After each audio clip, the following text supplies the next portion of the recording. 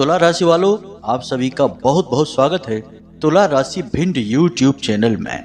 बंधुओं, इस पितृ पक्ष में किसी भी दिन एक विशेष नियम के साथ कुत्ते को खिला देना, यह एक छोटी सी चीज उसके बाद जो आपकी जिंदगी में होगा उसे देखकर आप खुद भी चौंक जाएंगे। जी हाँ बंधुओं, आपके पैसे की हर एक समस्या समाप्त हो जाएगी, काम धंधे व्यापार अच्छे चलने लगेंगे, कर्जा और पैसे की तंगी तुरंत समाप्त हो जाएगी, पूरी दुनिया आपके सामने झुक जाएगी, जो भी आपकी इच्छाएं मनोकामनाएं होंगी वो पूरी होनी शुरू हो जाएंगी। फिर चाहे आपको पैसा चाहिए, गाड़ी बंगला, या फिर किसी का सच्चा प्यार, या फिर शादी नहीं हो रही है या संतान सुख, सब कुछ आपको एक एक करके मिलना शुरू हो जाएगा। बंधुओं, जब आप यह एक छोटी सी चीज कुत्ते को खिलाएंगे तो अगले ही दिन से आपके जीवन में 3 बड़ी घटनाएं होनी शुरू हो जाएंगी। सबसे पहली घटना यह होगी कि आपके जीवन में किसी भी प्रकार की नकारात्मकता हो, जैसे कि किसी प्रकार का नजर, टोना टोटका, किसी ने कोई तांत्रिक क्रिया करवाई है या किसी प्रकार का बंधन है, वह अपने आप ही कमजोर पड़ने लगेगा और धीरे धीरे वह समाप्त हो जाएगा। दूसरा कि आपके जीवन में जो माता लक्ष्मी की कृपा नहीं है, यानी कि पैसा तो आता है परंतु रुकता नहीं है, आप उसे बचा नहीं पाते हैं, अपने मन के अनुसार खर्च नहीं कर पाते हैं और पैसे की आवक भी धीरे धीरे कम होती चली जा रही है, तो यह समस्या आपके जीवन से समाप्त होने लगेगी। स्वयं महादेवी महालक्ष्मी की आपको पूरी कृपा और आशीर्वाद प्राप्त होना शुरू हो जाएगा। और तीसरा कि आपके पितृ देवता आपसे पूरी तरह से संतुष्ट हो जाएंगे, तृप्त हो जाएंगे और ऊर्जावान हो जाएंगे। और याद रखना कि जब पितृ देवता संतुष्ट होते हैं, तृप्त होकर आशीर्वाद देते हैं, तो जातक के जीवन में कई प्रकार की खुशियों का आगमन शुरू हो जाता है। रुपए पैसे की आवक तो न जाने कहां कहां से होती है। अब इस एक चीज के बारे में आपके मन में कुछ प्रश्न तो अवश्य ही उठ रहे होंगे कि आखिर ऐसी कौन सी चीज है और उसे कुत्ते को खिलाने का क्या नियम है, क्या उसे अपने पालतू कुत्ते को खिला सकते हैं या सड़क पर घूम रहे आवारा कुत्तों को खिलाना है या किसी एक विशेष प्रकार के कुत्ते को ही खिलाना है, जैसे कि किसी विशेष रंग रूप वाले कुत्ते को। और सबसे बड़ा प्रश्न तो यह आपके मन में उठ रहा है कि आखिर प्रमाण क्या है कि इस एक चीज को कुत्ते को खिलाने के बाद जीवन में कोई सकारात्मक बदलाव आएगा, क्योंकि आपने इससे पहले कई छोटे बड़े उपाय कर रखे हैं जिनका आपको कुछ खास लाभ प्राप्त हो नहीं पाया है। बहुत लोगों को लाभ प्राप्त हुआ भी है। हमारे पास लोग मैसेज करते हैं कि गुरुजी आपने उपाय बताया, इससे हमें बहुत शांति मिली और बहुत खुशियां मिलनी शुरू हो गई हैं। लेकिन बहुत सारे लोग हैं जिनके ऊपर इन उपायों का प्रभाव अभी तक नहीं हो पाया है। तो अब आप सोच रहे हैं कि क्या गारंटी है कि यह उपाय भी कार्य करेगा। तो आपके मन के इन सवालों के जवाब देने के लिए हम बस आपसे 1-2 बातें ही और बताएंगे। पहली बात तो यह है कि ज्योतिष शास्त्र की सबसे बड़ी किताब है जिसे हम पाराशरी होरा शास्त्र कहते हैं, जो स्वयं ऋषि पाराशर के द्वारा लिखी गई थी, जो कि भगवान वेदव्यास के पिताजी थे, यानी कि वे ब्रह्म ऋषि थे। अब उन्होंने भी इस एक चीज के विषय में अपनी किताब में उपाय बताया है कुत्ते को खिलाने के विषय में। अब कुत्ते को ही उन्होंने क्यों चुना है, इसके पीछे भी बहुत विशेष कारण है। अब आप जरा विचार करके देखिए कि कुत्ते के अंदर ऐसे कौन से गुण हैं। कहने का मतलब यह है कि कुत्ता दूध तो देता नहीं है, कुत्ता हमारे खेतों में जुताई का कार्य भी नहीं करता है, बैलगाड़ी यानी कि गाड़ियों को भी नहीं खींचता है जैसे घोड़े या बैल खींचते हैं, बोझा भी नहीं ढोता है जैसे कि गधा, उसकी सवारी भी नहीं की जा सकती जैसे कि घोड़ा। यानी देखा जाए तो कुत्ते के अंदर ऐसे कुछ भी गुण नहीं है जिससे हमें कोई सीधा फायदा होता हो। फिर भी आप देखते हैं कि लोग कुत्तों को बड़े ही चाव के साथ पालते हैं, उसे अपने घर का सदस्य मान लेते हैं और उसे बिल्कुल उसी तरह रखते हैं जैसे कि घर का कोई एक सदस्य है। अब जो लोग कुत्ते पालते हैं वे हमारी बात से पूरी तरह से सहमत होंगे कि वे अपने कुत्ते को अपने घर का सदस्य ही मानकर चलते हैं। वे ऐसा नहीं मानते कि उन्होंने किसी जानवर को पाल रखा है, जबकि अन्य सभी जानवर जो सीधे तौर पर आपको लाभ पहुंचाते हैं उन्हें आप जानवर की तरह ही मानते हैं, जैसे गाय भैंस या फिर आपने कोई घोड़ा गधा ऊंट जो भी जानवर अपने घर में रख रखा है उसे आप एक जानवर की तरह ही मानते हैं उसे घर के बाहर ही रखते हैं, लेकिन कुत्ता एक ऐसा जानवर है जो आपके घर के अंदर रहता है, आपके घर का सदस्य बनकर रहता है, उसे कोई जानवर नहीं कहता है। तो ऐसा क्यों है कि कुत्ते के अंदर ऐसी कौन सा आकर्षण है, ऐसी कौन सी विद्या है कि यह आपके घर का सदस्य बन जाता है, जबकि इसके अंदर कोई विशेष हुनर भी नहीं है। तो अब ध्यान से सुनिए, ऐसा क्यों होता है। कुत्ता असल में वैसे तो एक जानवर ही है, परंतु उसके अंदर कई प्रकार की दिव्य शक्तियों की सवारी मानी जाती है। सबसे पहले तो हमारे पितृ पूर्वज ही कुत्तों में वास करते हैं, या यूं कहें कि पितृ पूर्वजों की ऊर्जा का सीधा वास कुत्तों के अंदर माना जाता है। इसी वजह से कुत्तों से हमें इतना लगाव हो जाता है, क्योंकि कहीं ना कहीं उन पितृ पूर्वजों की ऊर्जा को हम महसूस कर सकते हैं, हमारी आत्मिक ऊर्जा महसूस कर लेती है, इसीलिए कुत्तों से हमारा इतना अधिक जुड़ाव हो जाता है। दूसरा, कुत्ते को राहु और केतु का प्रतीक भी माना जाता है, कहीं कहीं पर शनि से भी जोड़कर कुत्ते को देखा जाता है। इसी के साथ साथ कुत्ते का सीधा संबंध, या यूं कहें कि कुत्ते की सवारी स्वयं भगवान भैरव करते हैं। काल भैरव की सवारी भी कुत्ता ही है, हालांकि वह काला कुत्ता है, लेकिन है तो कुत्ता ही। तो कहने का मतलब यह है कि कुत्ते के अंदर कई दिव्य गुण होते हैं, और इन्हीं दिव्य गुणों की वजह से हम कुत्ते की ओर आकर्षित हो जाते हैं और उसे पालकर अपने घर का सदस्य मानने लगते हैं। जो बातें हम आपको यहाँ बता रहे हैं वे आपके जीवन से जुड़ी हुई हैं, व्यवहारिक बातें हैं। हम यहाँ पर कोई भी हवाई या कोरी काल्पनिक बातें नहीं बता रहे हैं। अब इन सब बातों को बताने के पीछे हमारा मकसद यही है कि आपको सारा विषय अच्छी तरह से समझ में आ जाए, कहीं कोई भूल चूक कमी ना रह जाए। क्योंकि होता यही है कि हमने आपको कोई उपाय दिया और आपने उसे ठीक से नहीं समझा और उसे अपने जीवन में कर तो लिया, परंतु उसका आपको ठीक से लाभ ही प्राप्त नहीं हो पाया। डॉक्टर ने यदि आपको दवा दी और उसे खाने के कुछ नियम भी बताए, तो आपने यदि वो नियम नहीं माने, उल्टे सीधे नियमों के अनुसार दवाई को खा लिया, तो उसका आपको ठीक से लाभ प्राप्त नहीं होगा, कभी कभी तो हानि ही आपको मिल सकती है। तो इसीलिए हम आपको सारी बातें विस्तार से समझाते हैं, पूरे विषय को अच्छी तरह से स्पष्ट करके आपके सामने रख देते हैं, ताकि आप सारी बातों को गहराई से समझें। जब आप समझेंगे तभी तो आप उसे उपयोग कर पाएंगे। अब एक खास बात, इस कार्यक्रम को बनाने के लिए हमने बहुत खोजबीन की है, रिसर्च की है, मेहनत की है, और यह कार्यक्रम आपके लिए बिल्कुल समय के अनुकूल है। यानी आज जब आप इसे देख रहे हैं तो कल ही आप इस जानकारी का प्रयोग करके परसों से ही अपने जीवन में बदलाव होते हुए देख सकते हैं। यानी कि बंधुओं, वह कहावत तो आपने सुनी ही होगी कि हाथ कंगन को आरसी क्या, पढ़े लिखे को फारसी क्या। यानी प्रत्यक्ष को प्रमाण की कोई आवश्यकता नहीं है। आज हमने आपको बताया, कल ही आप इसका प्रयोग करिए और परसों से ही जीवन में अंतर आते हुए महसूस करिए। बंधुओं, यह बहुत ही शक्तिशाली ज्ञानवर्धक कार्यक्रम है और जीवन में निश्चित तौर पर गारंटी से बदलाव लाने वाला है। अब इस कार्यक्रम को आपको पूरा अवश्य देखना ही होगा। यदि आप इस कार्यक्रम को पूरा देखेंगे तो ही हमारी मेहनत सफल होगी, माता रानी के प्रति हमारी भक्ति सफल होगी, क्योंकि हम हर एक कार्यक्रम को माता रानी को समर्पित करके ही आपके समक्ष लेकर आते हैं। साथ ही साथ बंधु, जब आपके जीवन में खुशियां आएंगी तो हमें बहुत ही खुशी होगी। ऐसा लगेगा जैसे कि हमारा हर एक प्रयास माता रानी को प्रसन्न करने का सफल हो चुका है। चाहे वह जप हो, तप हो, या अनुष्ठान या क्रिया हो, सब कुछ सफल हो जाएगा यदि आपके चेहरे पर मुस्कुराहट आ जाएगी। इसके लिए बस हमारा आपसे निवेदन यह है कि आप इस कार्यक्रम को अंत तक अवश्य देखें। तो उम्मीद करते हैं बंधु कि आप हमारी बातों को समझ रहे होंगे। अब इस कार्यक्रम को आप अंत तक देखेंगे, हमारे साथ बने रहेंगे। तो चलिए बंधु, बड़े ही भाव और प्रेम के साथ कार्यक्रम की शुरुआत करते हैं। लेकिन इससे पहले माता रानी से अनुमति तो लेनी ही होगी और माता रानी को याद करना होगा। तो चलिए कमेंट में पूरे प्रेम और भक्ति भाव से माता रानी को, जगत माई, महामाई माँ भद्रकाली को याद करते हुए जय माँ भद्रकाली कृपा करो अवश्य लिख देना। साथ ही साथ जय पितृ देवता अवश्य लिखने देना, क्योंकि पितृ देवता का समय अब आ चुका है और ऐसे में आपको पितृ देवता को लगातार आभार व्यक्त करते रहना चाहिए। यह आपका नैतिक कर्तव्य बनता है। तो चलिए बंधुओं, जल्दी से लिखिए। इसी के साथ साथ आपसे हमारा एक छोटा सा निवेदन और है कि यदि आप इस चैनल कार्यक्रम पर पहली बार आए हैं तो इस चैनल को सब्सक्राइब अवश्य कर लें।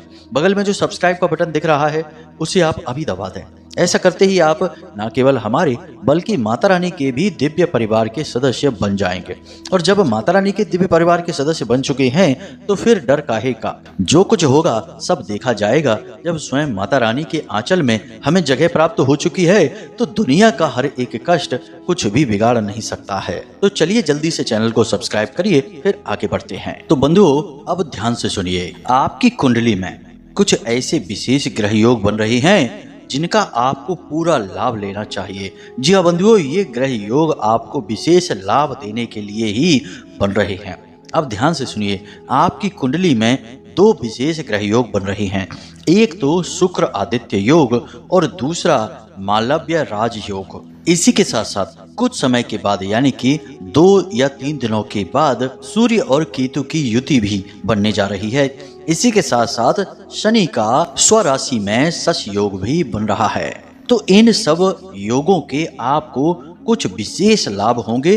अब इन लाभों को आपको पूरा लेने के लिए कुछ जरूरी कार्य करने आवश्यक हैं। अब सौभाग्य की बात तो यह है कि ये जो शुभ योग बन रहे हैं यानी कि आपके लिए सकारात्मक ग्रह योगों का निर्माण हो रहा है, यह पितृपक्ष की शुरुआत से ही बन रहे हैं। यानी कहने का मतलब यह है कि एक तरफ तो जहां पितृ देवता आपको आशीर्वाद देने के लिए तैयार खड़े हैं, आपके जीवन में खुशियों की बरसात करवाना चाहते हैं, वहीं दूसरी ओर ग्रह नक्षत्रों ने भी अब मन बना लिया है कि आपके जीवन में खुशियां आनी चाहिए। तो एक तरह से अब आप यह कह सकते हैं कि आपके जीवन भर की तपस्या अब सिद्ध होने जा रही है। जो आपने कष्ट सहे हैं, जो मेहनत की है, दिन रात आपने जो तकलीफें सही हैं और उन तकलीफों से बाहर निकलने के लिए निरंतर प्रयास किए हैं, शायद अब उन प्रयासों का आपको फल मिलने जा रहा है। लेकिन बंधुओं, एक छोटी सी बात यहाँ पर हम आपको फिर भी कहना चाहते हैं कि जब भी जीवन में अच्छा समय आता है तो उसके साथ साथ उसी के ठीक पीछे बुरा समय भी चला ही आता है। अब यहाँ पर अच्छा समय और बुरा समय दोनों एक ही सिक्के के दो पहलू हैं। तो आप बुरे समय की आहट को भी महसूस अवश्य करिए। हमारा कहने का मतलब यह है कि भूल से भी ऐसी कोई गलती मत कर देना जिससे कि आपका अच्छा समय तो बहुत थोड़े समय तक रुके और चला जाए और फिर बुरा समय आए जो कि लंबे समय तक रुके। क्योंकि आपके जीवन में अक्सर होता ही यही है कि अच्छा समय तो बहुत थोड़े समय के लिए ही आपको प्राप्त होता है। चेहरे पर मुस्कुराहट और खुशियां बहुत छोटे से समय के लिए आपको मिलती हैं, लेकिन परेशानी, तकलीफ, दुख लंबे समय तक आपको सहने पड़ते हैं। कभी कभी तो ऐसा लगता है जैसे कि ये दुख, तकलीफ, कष्ट, मेहनत, तनाव कभी समाप्त ही नहीं होंगे, जीवन के हिस्से बन गए हैं। आपने खूब सुना है कि जीवन एक चक्र है और यहाँ सुख और दुख आते जाते रहते हैं, लेकिन आपके साथ थोड़ी सी स्थिति अजीबोगरीब रहती है और वह यह है कि आपके साथ सुख का चक्र बड़ी जल्दी घूम जाता है, लेकिन दुख का चक्र बहुत धीमी गति से चलता है और बीतता ही नहीं है। तो कहीं ऐसा ना हो कि आपके द्वारा की गई कोई छोटी मोटी गलती ही, अनजाने में की गई गलती ही आपके जीवन में आने वाले खुशियों के पल को दुख और तकलीफ के पल में बदल दे। तो इसके लिए आपको सावधान रहना आवश्यक है। क्या रहेंगी सावधानियां भी हम आगे आपको कार्यक्रम में बताने जा रहे हैं, लेकिन सबसे पहले आपको हम इस एक चीज के बारे में बता देते हैं जिसे आपको कुछ विशेष नियमों के साथ कुत्ते को खिलाना है पितृपक्ष में। अब कब खिलाना है इसका कोई विशेष नियम नहीं है। आप आज इस कार्यक्रम को सुन रहे हैं तो कल से जब पितृपक्ष प्रारंभ हो जाए तभी से आप इसे खिला सकते हैं, या फिर आप 2 दिन बाद भी खिला सकते हैं। यानी पितृपक्ष के पूरे 16 दिन आपके हैं। आप इन 16 दिनों में कभी भी खिला सकते हैं। अब यदि आप मेहनती इंसान हैं, आपके अंदर कामयाबी हासिल करने की दृढ़ इच्छा शक्ति है, ईश्वर को खुश करने के लिए आप किसी भी हद तक जा सकते हैं, तो फिर आप पूरे पितृपक्ष में इस एक चीज को कुत्ते को खिलाते रहें। यानी कि जब भी आप इस कार्यक्रम को सुन रहे हैं, देख रहे हैं, उसके अगले दिन से ही पूरे पितृपक्ष इस एक चीज को कुत्ते को खिलाते रहें। इसका हजारों गुना लाभ आपको प्राप्त हो जाएगा। तो अब ध्यान से सुनिए और समझिए कि क्या है यह एक चीज। इसे पुराणों में बलि परंपरा कहा गया है। अक्सर आपने किसी के मुख से यह सुना होगा कि पंच बलि दान पितृपक्ष में अवश्य करना चाहिए, इससे पितृ देवता प्रसन्न होकर आपको आशीर्वाद देते हैं। साथ ही साथ कई दिव्य शक्तियों का आशीर्वाद भी आपको प्राप्त हो जाता है। अब यह पंचबली परंपरा क्या है, इसे आप जरा ध्यान से समझिए। इसी के अंतर्गत कुत्ते को भी खिलाने की प्रक्रिया आती है, तो ध्यान से समझिए। सबसे पहले बलि क्या है इसे समझिए।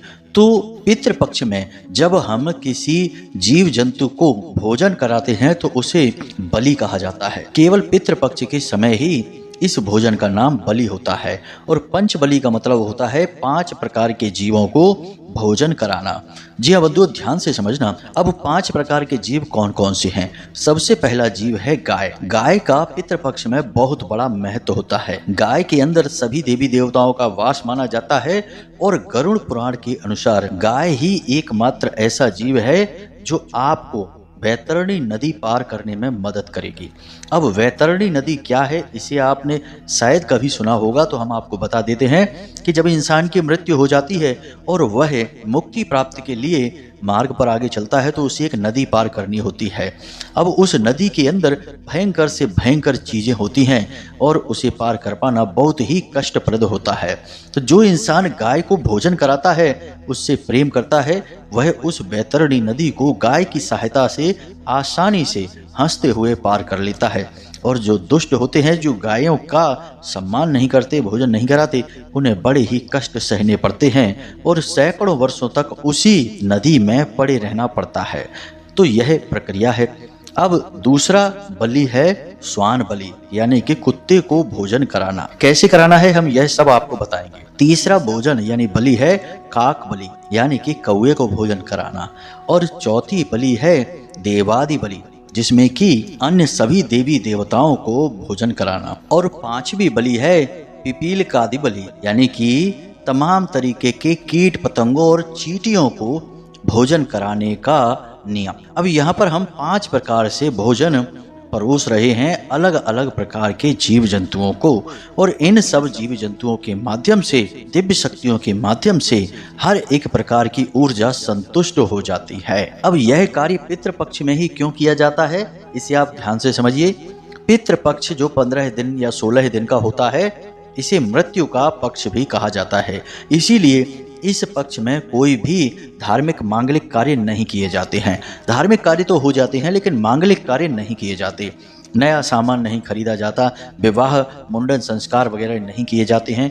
कोई भी मांगलिक कार्य पूजा पाठ का नहीं किया जाता है। छोटे मोटे पूजा पाठ आप कर सकते हैं, कोई बड़ा अनुष्ठान नहीं किया जाता है, क्योंकि यह समय असल में नकारात्मक ऊर्जाओं का समय होता है। इस समय में मृत्यु की ऊर्जाएं पृथ्वी पर भटक रही होती हैं। पितरों के साथ साथ कई प्रकार की प्रेत और कई प्रकार की नकारात्मक ऊर्जाएं भी भटक रही होती हैं। तो ऐसे में जब आप यह पंच बलि दान करते हैं तो हर प्रकार की ऊर्जा आपसे संतुष्ट हो जाती है। यहाँ पर हम सकारात्मक ऊर्जा की बात कर रहे हैं। तो अब यह आपको कैसे करना है, इसे आप ध्यान से समझिए। सबसे पहले पितृपक्ष के किसी भी दिन आप इस क्रिया को करेंगे, उस दिन आपको समय निकालना होगा। अपने काम धंधे नौकरी व्यापार से थोड़ी सी छुट्टी लेनी होगी। अब इसे कैसे करना है, इसे आप अच्छी तरह से समझें। तो आपको सबसे पहले गाय को भोजन कराना है, यानी कि घर में एक रोटी बनानी है। 2-3 रोटियां बनवा सकते हैं, एक ही ना बनवाएं। अब जब रोटी आप बनवाएं तो उस रोटी में जब आटा यानी कि गूंद कर रोटी को बेला जाएगा तो उस रोटी के ऊपर आप एक स्वास्तिक हल्दी से बनवाएं। उसके अंदर थोड़े से काले तिल डालें और लौंग का एक जोड़ा रख के उसे पुनः लोई का रूप दे दें और फिर से बेल कर एक नई रोटी बनाएं। उम्मीद है आप समझ रहे होंगे कि हमने क्या कहा। आपने रोटी बेली, उसके ऊपर स्वास्तिक बनाया, उसके ऊपर काले तिल रखे बीचों बीच में और एक लौंग का जोड़ा रखा और उसे फिर से मोड़कर गोल लोई का या पेड़े का रूप दे दिया और फिर से उसे बेलकर एक रोटी बना दी। इस तरह आप 2-3 रोटियां बना सकते हैं, एक रोटी भी बनाएंगे तो चलेगा। अब आपको यह रोटी गाय को खिलानी है। गाय को रोटी खिलाते समय याद रखें कि इस रोटी को आपको किसी पत्ते में लपेटना है। पत्ता कोई भी हो सकता है, केले का पत्ता हो सकता है। याद रखें कि बरगद का या पीपल का पत्ता ना हो, बाकी किसी भी पेड़ का पत्ता आप लपेटें रोटी को उसके आसपास और गाय को खिलाते हैं।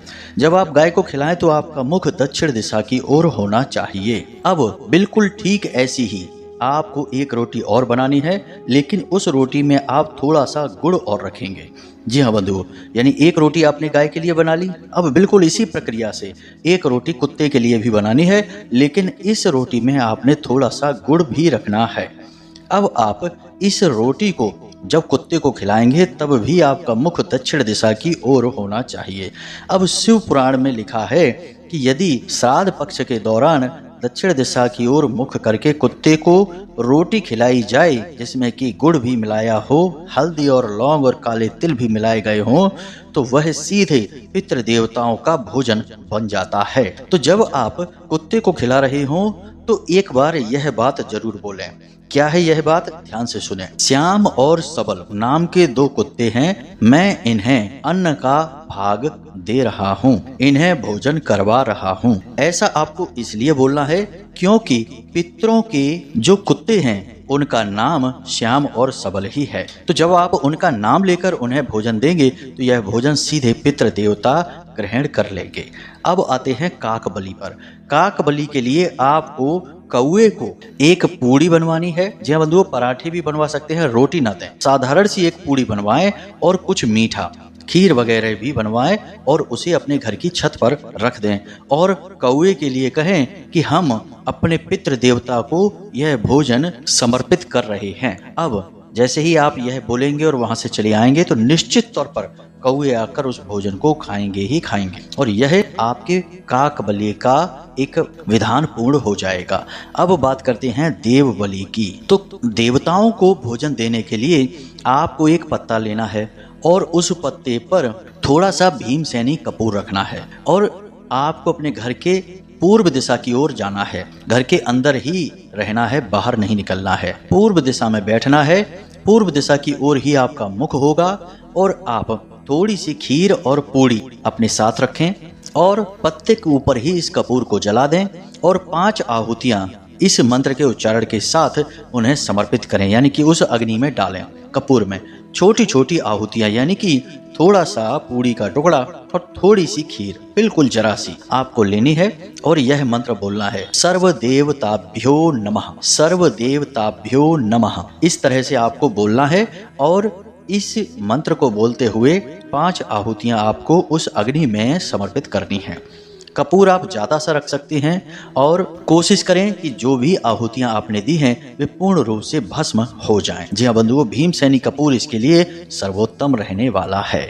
यह देवताओं को भोजन समर्पित हो गया। अब आपको चींटियों को और अन्य कीटों को भोजन कराना है, यानी जिसे हम पिपीलिकादिक बलि कहते हैं। अब क्या करना है इसके लिए? आपको थोड़ी सी पूड़ी लेनी है, एक पूड़ी ले सकते हैं, उसे छोटे छोटे टुकड़ों में काट लें, तोड़ लें। उसके बाद थोड़ी सी आपको खीर उन सब पूड़ियों पर लगानी है, थोड़ी सी शक्कर डालनी है और किसी ऐसे पेड़ के पास जाना है जहां पर चींटियां हों। बहुत सारे पेड़ ऐसे होते हैं जहां चींटियां खूब घूमती हैं, चींटियों के बिल होते हैं, बांबी होती है, वहां पर आपको इसे रख कर आ जाना है। बस कुछ नहीं कहना है, कुछ नहीं सुनना है, बस रख कर आ जाना है। अब आपने यह पंचबलि का प्रावधान पूरा कर दिया है। इस पंचबलि के प्रावधान में गाय, कुत्ता, कौवा, चींटियां देवताओं को तृप्त करने के बाद आप 5 या 3 ब्राह्मणों को भी भोजन अवश्य करा दें। इतना सा कार्य आपको करना है। इस कार्य को करने के बाद आप देखेंगे कि आपके जीवन में चमत्कारी घटनाएं घटनी शुरू हो जाएंगी। कोई बाकी रह ही नहीं गया। आपने सबको भोजन करा दिया, सबको सम्मान दे दिया, सबको अपना प्रेम समर्पित कर दिया। यह कार्य आप श्राद्ध पक्ष के किसी भी दिन कर सकते हैं। बाकी पूरे श्राद्ध पक्ष में आप गाय और कुत्ते को निरंतर रोटी खिलाते रहें, जिसे आपको पूरे श्राद्ध पक्ष करना है। इससे आपके जीवन की हर एक नकारात्मकता कटती चली जाएगी, हर एक तकलीफ दूर हो जाएगी। हम इस बात की गारंटी देते हैं। तो बंधुओं, यह तो पूरा ज्ञान हमने विस्तार से आपको दे दिया। इसमें हमने शास्त्रों की कुछ गूढ़ परंपराओं के बारे में भी बात की है और हर एक चीज को विस्तार से समझाने का प्रयास किया है। फिर भी यदि कोई प्रश्न आपके मन में उठे तो आप बिल्कुल फिक्र ना करें, कमेंट करके पूछें या फिर डिस्क्रिप्शन में दिए गए व्हाट्सएप नंबर पर मैसेज करके पूछें। समय मिलने पर हम आपके प्रश्नों के जवाब अवश्य देंगे। आपकी दुविधाओं का समाधान निश्चित ही होगा। इसी के साथ साथ आज की इस वीडियो कार्यक्रम को विराम देते हैं। हमेशा हंसते रहिए, मुस्कुराते रहिए, सकारात्मक रहिए, माता रानी को अपना आभार व्यक्त अवश्य करते रहिए और दिन में एक बार मंदिर जरूर हो आई है। आपका वहीं से उद्धार होना है, भगवान की शरण से। तो मिलते हैं अगले ज्ञानवर्धक कार्यक्रम में, तब तक के लिए धन्यवाद। प्रेम से बोलिए जय माई की, जय माँ भद्रकाली। माता रानी आपका कल्याण करें। धन्यवाद।